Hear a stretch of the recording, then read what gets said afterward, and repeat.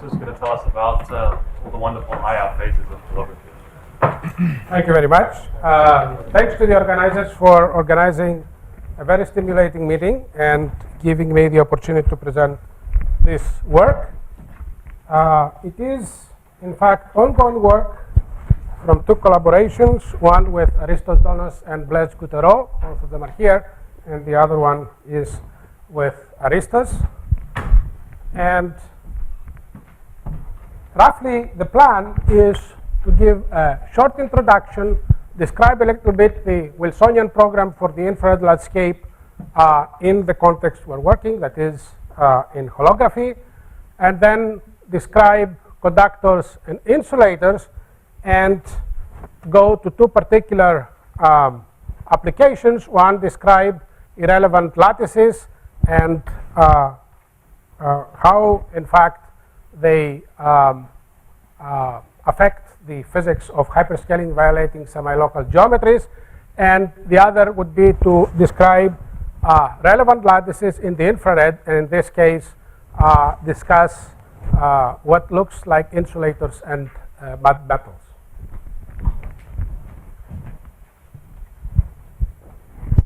Condensed matter physics is strongly driven by data, and most of these data beyond thermodynamics are basically related to conductivities in the presence of various background fields.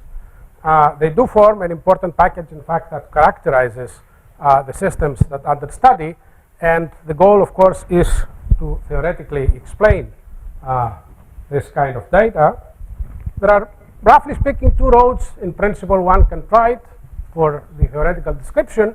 Either start from the beginning to try to do targeted model building, which is driven by the experimental data, or try to explore the theoretical possibilities before doing the model building. And this second, in fact, approach, at least in the context of quantum field theory, is the approach that was pioneered by Wilson, which basically says, specify the symmetry, find all the theories that are scale invariant and respect the symmetry, and then map the neighborhood of each such scale invariant theory using a local chart of the low dimension scaling operators, and that will define and determine, in fact, the local normalization group flows, and then eventually you have to complete them to full normalization group flows and start connecting, in fact, different such types of scale invariant theories.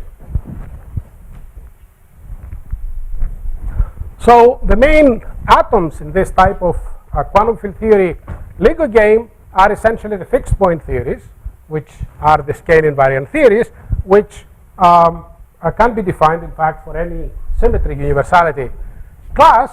And if you are at weak coupling, you can search for these theories perturbatively. And as we know very well, there are very few examples of such theories beyond free field theories. If you go to strong coupling, only, in fact, when some very special symmetries help you, like, for example, extended supersymmetry or the large N expansion, it's only then that you can provide a few more examples, and the only exception to this is 2 dimensions. And overall, in fact, we do know very few scale invariant theories in 3 and more dimensions up until ADS CFT correspondence come to the game, which already gives us, in fact, a much larger sample of such theories, which are large N theories, in fact, at strong coupling. However, I still would like to emphasize that even with the advent of ADS CFT, I think we do know only a drop in the ocean of the possible scale invariant theories. So to go further, we have to map the neighborhood of these scale invariant theories, and to do that, we have to solve them. So the first step is you have to calculate scaling dimensions, and then the next step would be to calculate the OPE coefficients. That's the next step in your normalization group flow outside of these theories. And once you have this, then you can locally map, in fact, the neighborhood of a given scale invariant theory, and you can draw the flow chart. And as I mentioned before, the final step would be to follow the normalization group distance further away, and of course we can do that only in limited examples. So the first step in this program would be to classify the scale invariant theories, and the strategy in the context of holography, or implementing the strategy in the context of holography, would be to use effective holographic theories, which would be the analog, in fact, of the effective field theory in the holographic case, in order to explore all the possible quantum critical holographic scale invariant theories with given symmetries. And in order to do this in this context, first of all, you have to select the operators of your theory that you expect to be important for the dynamics you would like to study. Then you have to write an effective gravitational holographic action that captures the infrared dynamics by parameterizing, in fact, the interactions that are infrared important or important for the infrared asymptotics, and then try to find scaling solutions that would describe the extremal saddle points with given symmetries. Once you find them, then you can build finite temperature, or at least small temperature solutions, by surrounding them with horizons.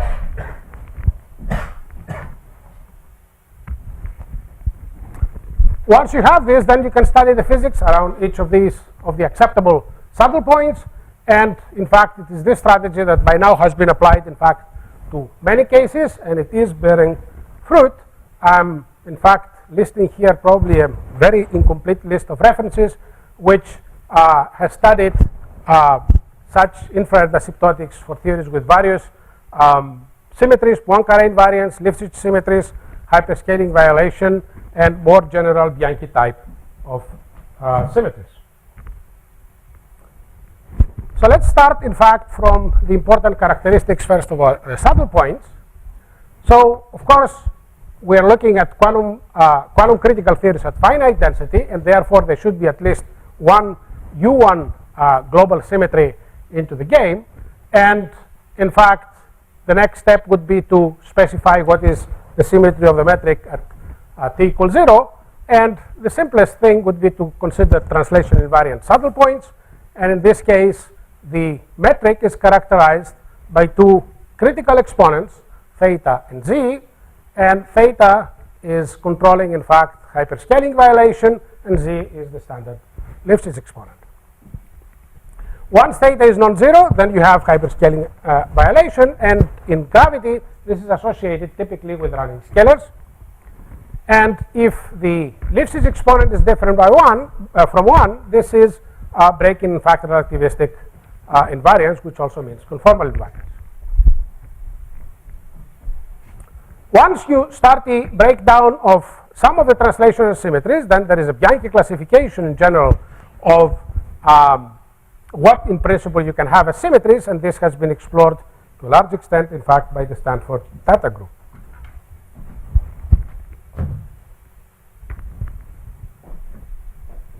An interesting question to ask when you look at solutions, in fact, in holographic gravitational theories, is where is the charge located? And in this context, you can have event horizons, and typically, as we know in holography, these correspond to deconfined phases, and these would correspond to what in condensed matter physics is called fractionalized degrees of freedom. And of course, to make the map with what the language we use in high energy physics, fractionalized is the analog of talking about quarks rather than bound states, which are the hadrons in high energy physics.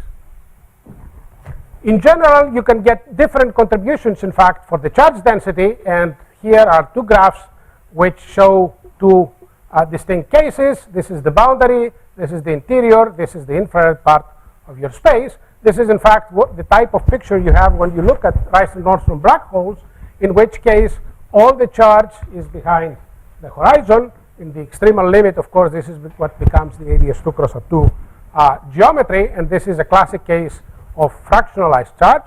And then you have other cases where, again, this is the boundary and it's ADS 4, and in that case, in fact, you have condensation of charge fields, and in the infrared, you have Lifshitz geometry, and in that case, in fact, the charge is floating somewhere in between, and this would be a case that has been called a cohesive phase. And you can distinguish, in fact, these two by looking at what the flux does.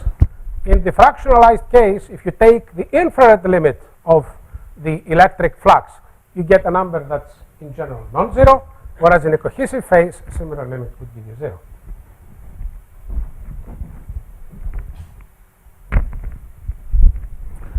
There is another thing, in fact, that can happen when you have charge, and in fact, it's the question to what extent your current, in fact, is a relevant or irrelevant operator in the infrared. And at least, surprisingly for me in the beginning, this is an independent, in fact, statement of whether you're considering a fractionalized or cohesive phase if your U1 symmetry is broken in the infrared. In fact, these 4 cases are independent, and because of this, they're controlled by 2 extra critical exponents apart from the hyperscaling elliptic exponent I mentioned before, and Blaise Goutereau, in fact, in his talk will describe this in much more detail. For example, if you consider as an effective holographic theory EMD, which means Einstein-Maxwell-Dilaton, single scalar, Einstein, and a gauge field, and you write down the most general 2 derivative action you can write down, contains a potential, gauge coupling, a mass term for the gauge field, that would be, for example, something that comes out from symmetry breaking, and eventually an FF dual term. Then you can go ahead and ask the question, what are the possible scaling asymptotics, for example, in the translational invariant case, and without CP violation, which means forgetting about this term. And for example, this is a problem that has been at least solved recently. We did classify, in fact, all such scaling asymptotics, and as I mentioned before, they are basically classified by 4 distinct exponents, 2 coming from the metric, and another 2 from these 2 distinct objects. This is the flux, which in the infrared goes as a power of the radial coordinate, and this is, in fact, the gauge field that controls, if you wish, the charge density, and it goes with a different exponent that I called zeta. In particular, in this context, you can start describing transition between different such phases. This is an example of a quantum fractionalization transition, since first, in fact, by Sean Hartnell and Huize, and then in a different case with more fields by the Imperial group.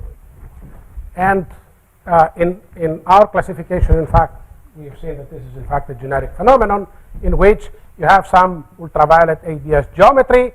In the infrared, you have cohesive phases, possible fractionalized phases, and also unstable fixed points, which in fact mediate the transition between these 2 in the normalization group sense.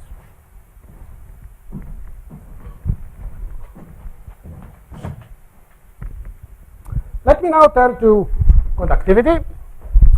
This is one of the most important characteristics of materials because, in fact, it's very easy to measure and it contains a lot of information about the physics.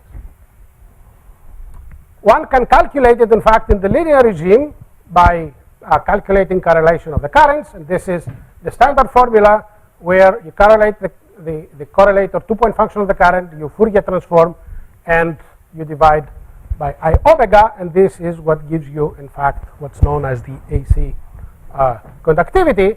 And you can even define it, in fact, in nonlinear cases by nonlinear response by turning on, for example, an electric field and calculating the current and the matrix of proportionality you call the conductivity.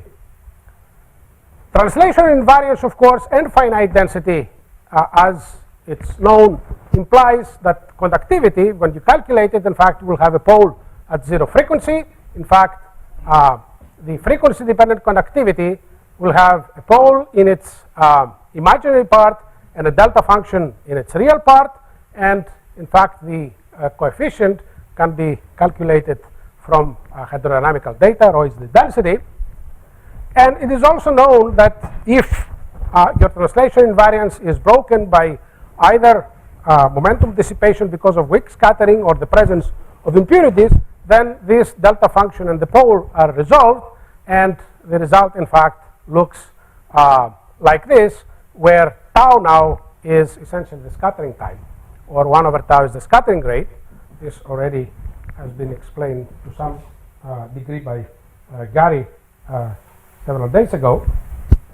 And in the limit, in fact, of taking t to infinity, of course, you go back to the previous limit in which the 0 frequency pole reappears.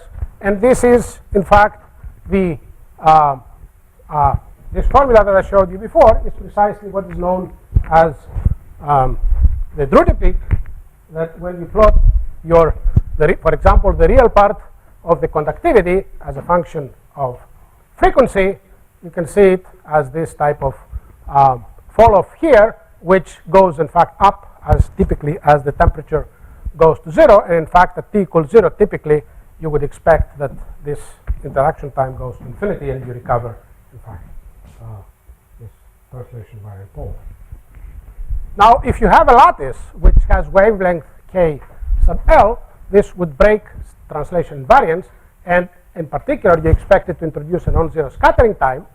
And if the lattice is irrelevant in the infrared and the translation invariant theory is semi-local, then there is a leading irrelevant operator that mediates the scattering, and it has a given dimension that in general will depend on this wavelength. And in fact, semi-local geometries typically are conformal to ADS2 cross Rn, and in fact, generically they can be hyperscaling violating because of the conformal factor, and can be defined in terms of the exponents that I defined before by taking both the Lifshitz and the hyperscaling violating exponent to infinity by keeping the ratio, there should be a minus sign, fixed. And in that case, in fact, Hartnell and collaborators, in fact, argued that the DC conductivity is essentially controlled by this scattering rate, which can be estimated from the scaling of operator, and the estimate, in fact, is that it behaves as a power of t for small enough temperature, so you are in the infrared scaling regime, to that power delta. And this delta, in fact, was calculated in these semi-local geometries in terms of the parameter lambda that parameterizes them, and was given by a concrete formula that I wrote here. It depends both on the type of geometry that you're looking at, parameterized by lambda, and by the momentum scale that's introduced by the lattice, measured in infrared units. Which one, of course, in practice makes life difficult. If you go to strong coupling, you may find insulators, because if, for example, your scattering mechanism becomes relevant in the infrared, it's possible, in fact, that will use an insulator. And in fact, there are two ways so far we know that how this can happen in holographic case. One is that you can have charge excitations that are gapped, that is, they have a hard gap, and in that case, the conductivity will be non-zero only if you are above the gap. The other case is that there is no real gap, but as you take the frequency to 0, in fact, the conductivity vanishes. Now, in both cases, the mechanism, if you wish, that breaks translation invariance is de facto relevant in the infrared. Now, if you look, for example, for the first mechanism, which is gapped holographic systems, of course, at zero charge density, we know several, since the work of Witten in '98, and there are several examples that have been proposed over the years. When you come, in fact, to finite density, even in that case, although much later, we have found saddle points, in fact, that do have discrete spectrum, and that, in fact, first came about when we classified the quantum critical points in EMD theories, and independently, in fact, it was found in one case by McGreevy and Balasubramanian in a solution of M theory that, in fact, its infrared asymptotics are similar to one of the cases here. However, in all of these cases, because these are translation invariant solutions, despite the fact that there is, in a sense, a gap and a discrete spectrum, there is also a pole at zero frequency, as is required by the general argument. So these solutions, as they stand, in fact, they look quite peculiar, because they have a delta function pole at 0, and they have a hard gap. So they look like, in a sense, superconductors, in a sense, with a hard gap, but there is no symmetry break. This is the superconductor, is a perfect conductor. Sorry? The perfect conductor, not a superconductor. Okay. Yeah.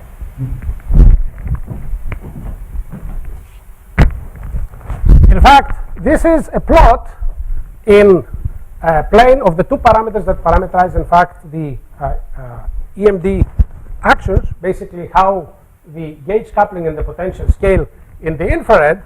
And in fact, these types of regions here are regions in which the infrared solution at finite density is precisely of the type that I mentioned.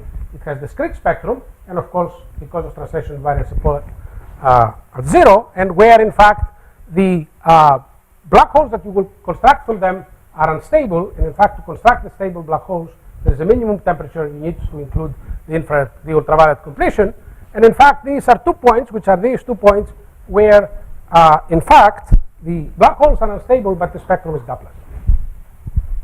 Is this your sound? Where you go to particle map? Sorry? Is there a sound mode?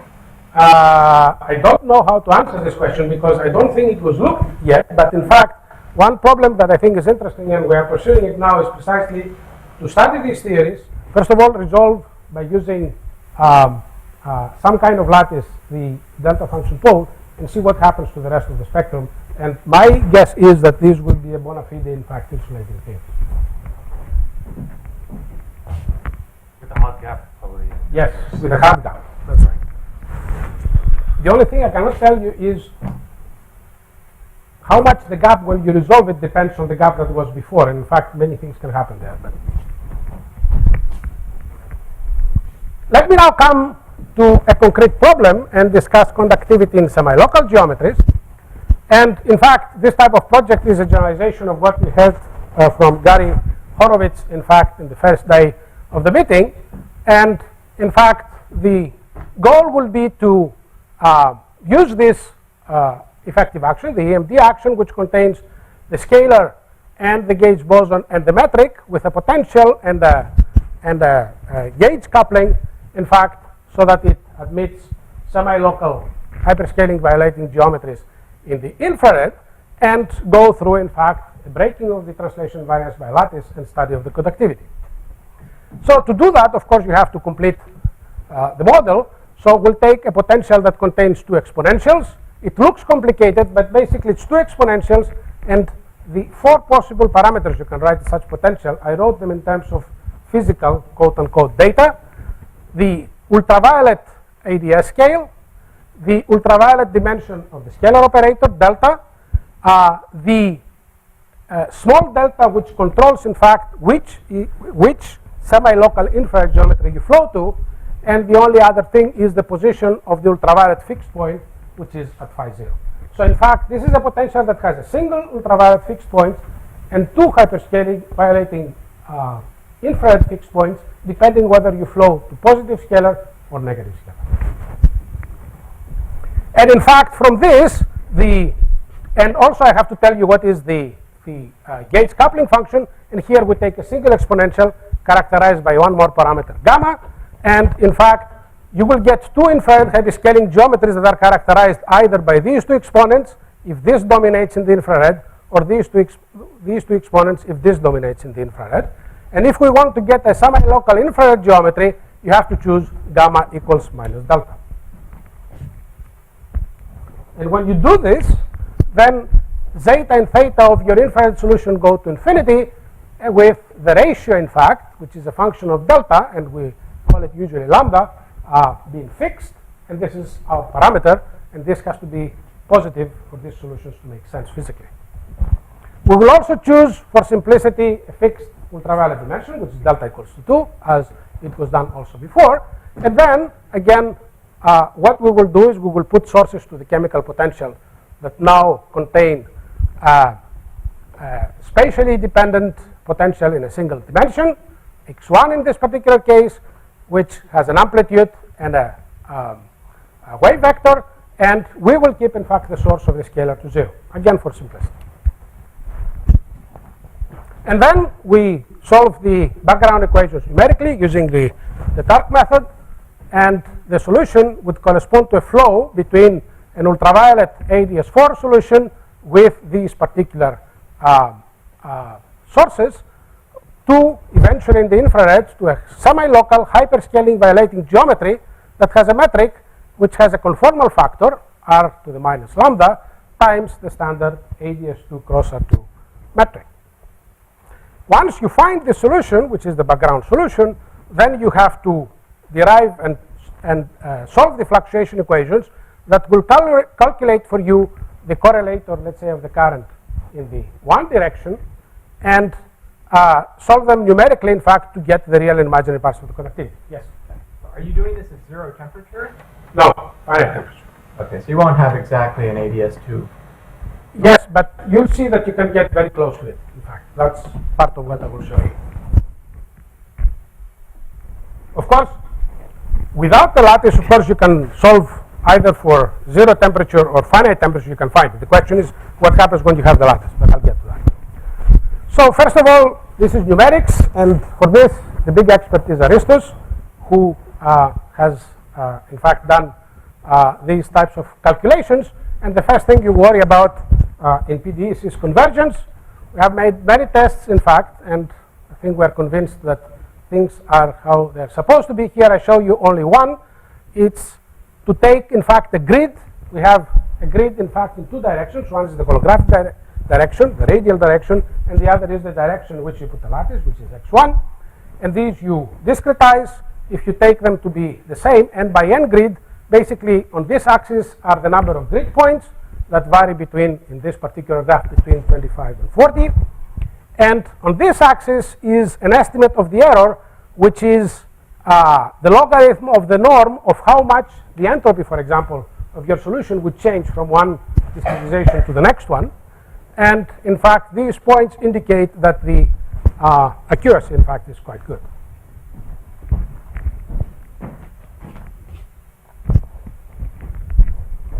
First of all, the backgrounds. These, in fact, these are plots. First of all, the entropy in the ultraviolet is expected to go as T squared. This is ADS, ADS4. The entropy in the infrared, in the semi-local geometry, is expected to go as T to the lambda.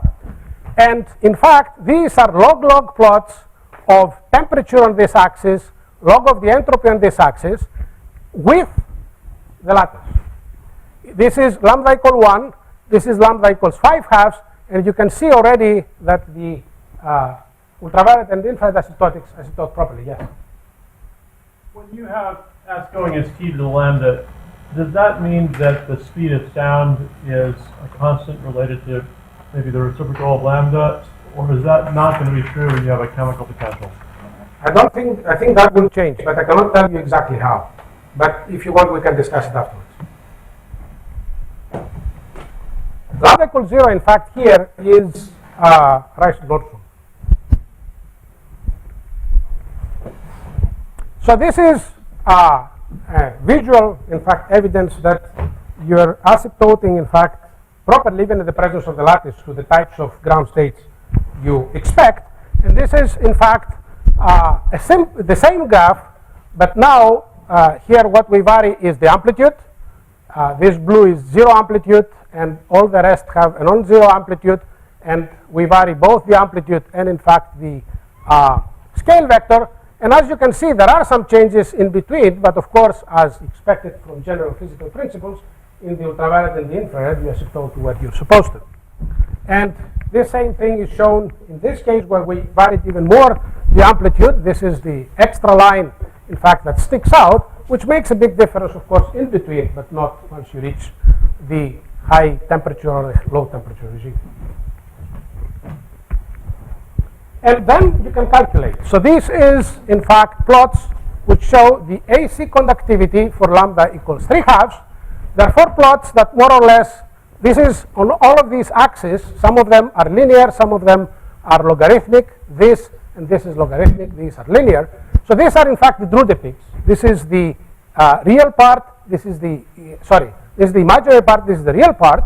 And the only thing that changes on this axis, which is omega over t, is up to what it goes. So up to 10 roughly, up to 1 roughly speaking, you see where the Drude peak is. Then this is again the Drude peak, this is logarithmic now, and then you reach up to a point where you see a resonance, as it happened in the Rice-Nordstrom case that was shown by Gary. And here is, in fact, the full range. Here what is plotted, in fact, is d log of sigma over d log of omega, to see power laws. And there are 3 regimes, in fact, where you expect power laws. There is the asymptotic regime. This is the ADS regime, and in fact, in that case, you expect it to go to a constant. This is omega to the 0, and in fact, it asymptotes to 0. There is an intermediate regime here, in fact, and this is, in fact, the ultraviolet regime of the infrared semi-local geometry. And there, the scaling of the conductivity we had computed with Blaise and others a couple of years ago, and in fact it is known to be omega to the 2 plus lambda.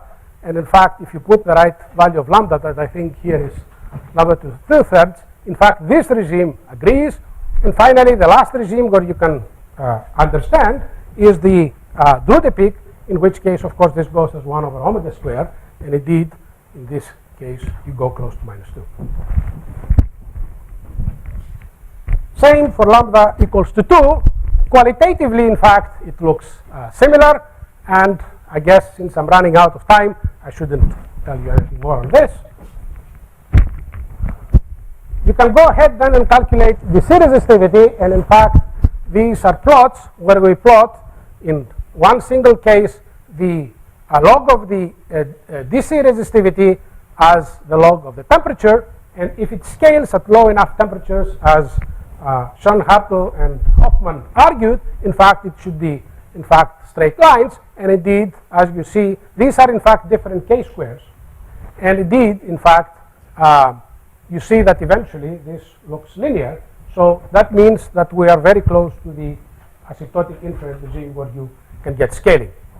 Eventually, if you calculate from this the power law, it will have to agree with the prediction if everything is okay. However, this is still work in progress because it's not easy, in fact, to get the infrared scale, and we'll have to work harder to see this. Let me now move to the second problem I will address, and this is infrared localization. And the idea here is to go to the other regime, in which case the breaking of your translation variance is relevant in the infrared, and that was already a trick that was introduced, first of all, using the Bianchi 7 symmetry, which is the helical symmetry, by the Stanford and Tata groups, which investigated, in fact, quite extensively how this symmetry, in fact, is implemented in holographic context. This type of group, roughly speaking, has three one-forms that are invariant. This is acting on 3 dimensions, and basically in 1 dimension is the usual standard dx1, and these things are rotational forms in the other 2 directions. This was, in fact, explained quite a bit in detail by Jerome in the morning. And in fact, Donas and Hartnell used an action with 2 U1s, metric and Chern-Simons interaction containing a single important parameter, and with sources, in fact, that sourced charge density in the first one and sourced a generalized magnetic field, that is a magnetic field A2, which is proportional to this form omega 2 here in the 2-3 plane. And they looked, in fact, for solutions. In fact, what it does here is this magnetic field, in fact, breaks translation variance in the x1 direction, and basically what they found was 3 infrared solutions. One of them was a metallic ADS2 plus Artis geometry. The second was a bifurcating unstable scaling geometry, and in fact the third was an insulating geometry where the metric breaking both translational and rotational invariance, or translation in one direction, rotational invariance in the transverse planes. And they argued that there were 2 cases depending on this coupling kappa in which the metallic and the insulating geometry, in fact, were separated by an unstable fixed point. In the other case where this doesn't exist, but the metallic, in fact, ADS2 geometry, in fact, is renormalization group unstable. And in that case, in fact, they even calculated the asymptotic scaling of the conductivity along the axis 1 where translation variance is broken, and shown, in fact, that goes as omega to the 4/3, which goes to 0 as omega goes to 0, justifying the statement that this is an insulator.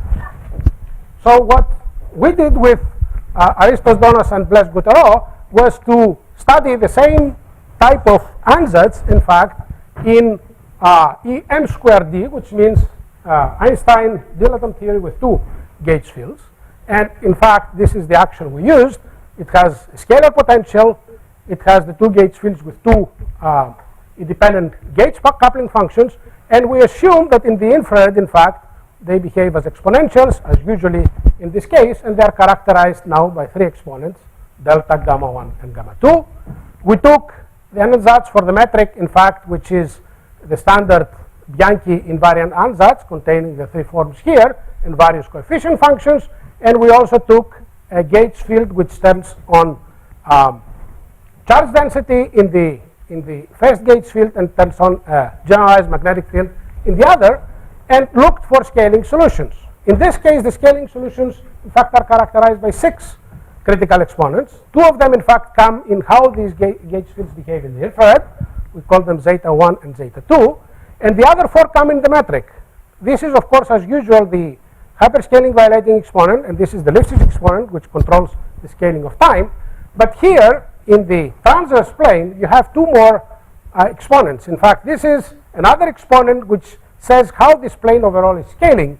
And then there is this term here, which, in fact, is one which allows the theory in the infrared, in fact, to rip the plane apart. And this is similar to a signal that was seen, in fact, by Moshe Rosali, I think, today in his numerical simulations as he was going to low temperature. The parameters you have, in fact, in that action are these 3 exponents, which characterize how your functions, in fact, behave in the infrared. And you have 3 more parameters that come from your sources: the chemical potential for A1, the magnetic field here for A2, and K, which is the step, in fact, in the Bianchi result. So what we did is we classified all scaling solutions. Some of them are generic, some of them are non-generic, and they fall in various broad classes, but due to the lack of time, I will not describe all of them. The main distinction is whether this exponent, which tells you what happens, in fact, in the transverse plane, theta 2, 3, is 0 or non-zero. It is this which indicates whether eventually the transverse plane becomes singular in the infrared as a metric or not. And this is what makes the difference. Here there are many non-trivial solutions, in fact, but they keep the structure of this plane intact. And here the solutions, in fact, are in the class of the insulating solutions that was found by Donos and Hartnell before. And in fact, that solution is essentially one of these solutions. And in fact, these solutions are in several distinct classes. Some of them, in fact, are insulators in the same sense that the Donos-Hartnell solution is. But some other ones, in fact, are what I'm told are called bad metals, which are cases where the conductivity in that particular direction where the translation variance is broken at 0 frequency and at 0 temperature goes to infinity. Elias, you say more general exponents out there. That includes sort of conductivity exponent in the direction of the potential. Those and Hartnell have this kind of 2-third irrelevant exponent or something. Yes, these exponents now are more That general. exponent as well. Sorry? Can you fully arrive with that exponent in your solutions? If I can? Change it. Can you Yes. change that exponent? I think so. That in fact, the 4 exponents that you can parameterize a generic metric, in fact, are not independent in our solutions. There are 3 that are independent. The other one is fixed by the equations of motion. I think that's the quick statement. That's a mystery why that exponent was fixed in Donos-Hartnell. Because that was a much simpler action.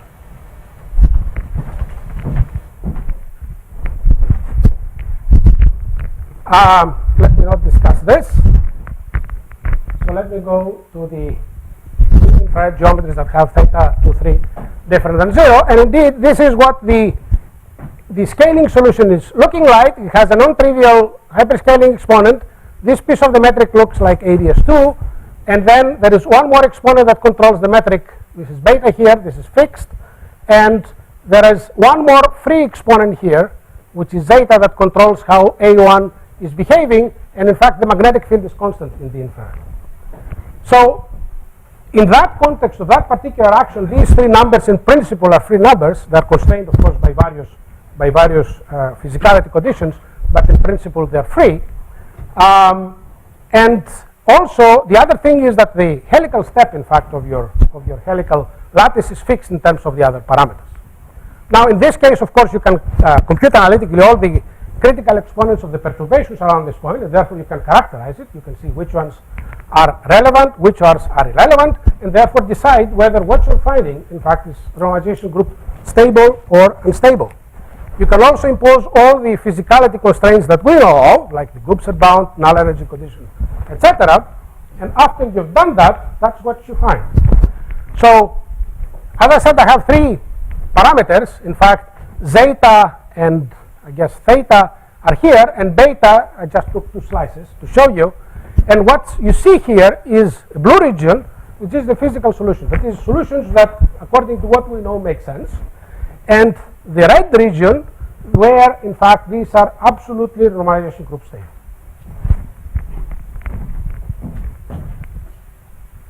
The next thing you would like to do to characterize these solutions is to compute the conductivity at 0 temperature. These are 0 temperature solutions. Yeah. So you have to fluctuate, and you get 4 second order coupled differential equations because you have 4 functions here. And in that particular case, we're lucky because we can diagonalize them sequentially in the infrared. And you can calculate, in fact, the exponents. In fact, there are 4 combinations. I'm just showing you the ones that are relevant here. And in fact, the sigma 1, conductivity, the real part, is a linear combination of these 3 functions. And these are the appropriate exponents as a function of the 3 exponents that control the metric and the gauge field of the solution. And then you can ask the question when these numbers are positive, negative, and 0. In fact, the one that dominates is always the smallest one, so you have to find which is the smallest one and then what it is. And that's the answer. Again, is the same diagram. The 2 parameters are here, and then 2 slices in beta. And what you see here, these are in fact the slices that were left over from the previous graph, but now they have colors. And these colors indicate the following. The blue region is when the B1, one of these, dominates with a positive power, and that would correspond to an insulator. The red region is the same one dominated but with a negative power, so this would be what people call bad metals. And then green is again an insulator, but it's a different, in fact, power that dominates. Of course, there are transition regions. For example, here, the conductivity, at least according to the numbers we have, is constant. And it would be interesting to know what this means. And I believe, in fact, that in these transition regions, there are more interesting phenomena than just something becoming a constant. So that's something interesting to figure out. Let me end. There are many issues that remain to be cleared up. All I mentioned is the few things we understand so far. In the context of the hyperscaling violating geometries I was discussing, in fact, there are many more cases to be checked, especially hyperscaling violating geometries that are not semi-local in the infrared, or the ones, in fact, that are completely gapped. And it would be interesting to know what happens, in fact, when you break translational invariance in these cases. For the new helical geometries I was discussing, which seem to produce insulators and bad metals, there is lots more analysis to be done, because one would have to complete also the other pieces that could be infrared geometries and how they can compete, in fact, in realistic systems. So that's a lot of work.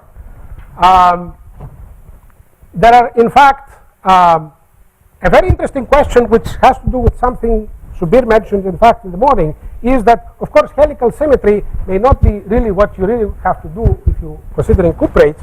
My gut feeling is telling me that this is already telling us that in these theories, even in more symmetric cases with conventional, in fact, breaking of translation invariance, you will get similar effects, but you have to solve PDEs, and I think it's a good idea to try to do so. So let me stop here, and thank you very much.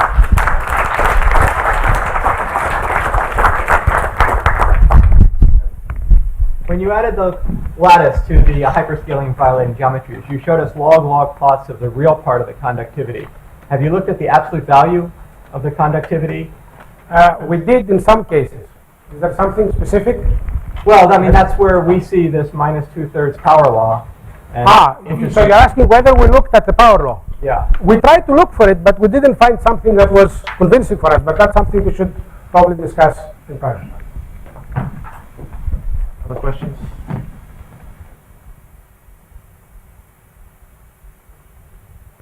Anything else again?